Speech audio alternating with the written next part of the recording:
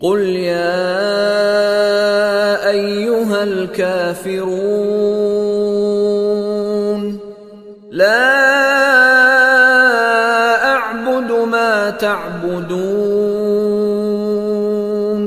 ولا أنتم عابدون ما أعبد ولا أنا عابد ما عبدتم ولا أنتم عابدون ما أعبد لكم دينكم ولي دين. بسم الله الرحمن الرحيم قل يا أيها الكافرون